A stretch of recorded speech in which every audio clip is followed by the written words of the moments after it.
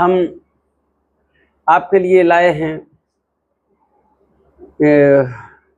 एक सेंटेंस या हिंदी में कह सकते हैं वाक्य लाए हैं। पहले उस वाक्य को देखिए।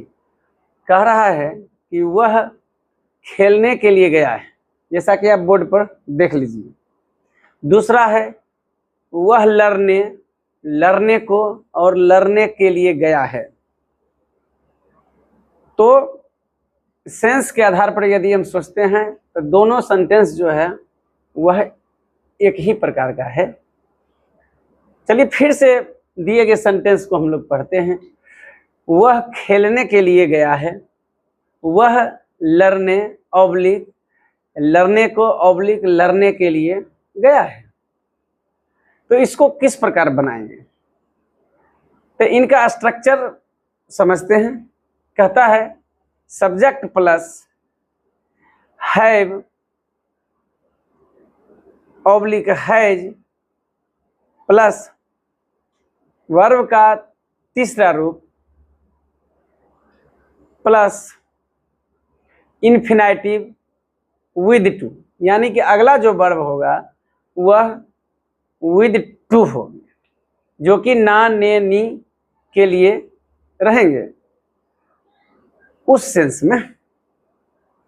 तो इस क्रम में देखते हैं कि वह खेलने के लिए गया है को बना के देखते हैं। तो आप मेरे साथ ही बनाइए स्ट्रक्चर के हिसाब से कि he has gone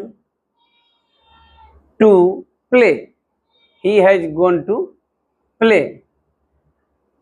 फिर दूसरा का भी देख लीजिए। अगर कहता है कि वह लड़ने के लिए गया है तो he has gone to fight। चलिए ये तो हो गया एक तरह से। आप इसको दूसरे तरह से भी बना सकते हैं। उसका स्ट्रक्चर इस प्रकार होगा, उसको भी बोर्ड पर आप देख सकते हैं कि subject plus have has plus V3 plus for plus noun.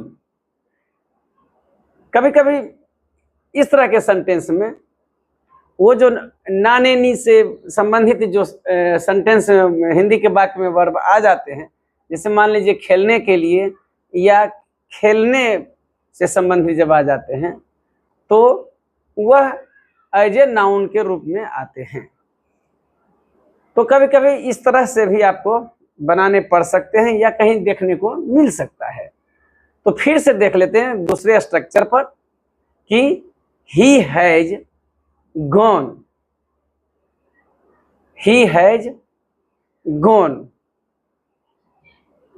for a fight।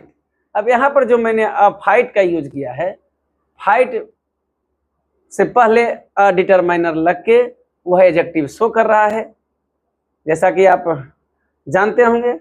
नहीं तो फिर हम डिटरमाइनर की जब चर्चा करेंगे तो हमारे क्लास में से जुड़ जाइएगा आप लोग। तो जब डिटरमाइनर हम ले रहे हैं तो वह नाउन की तरह, फाइट जो है यहाँ पर वर्ब ना हो करके वो नाउन की तरह उपयोग हो रहा है। आशा करते हैं आप इस दोनों स्ट्रक्चर से आप सीख गए होंगे। अब हम आपके लिए एक और सेंटेंस देते हैं जो आप खुद अभी बनाइएगा। वह तैरने के लिए गई है, वह तैरने के लिए गई है। इसका क्या होगा आप हमें कमेंट सेक्शन में जरूर अवगत कराएं। धन्यवाद।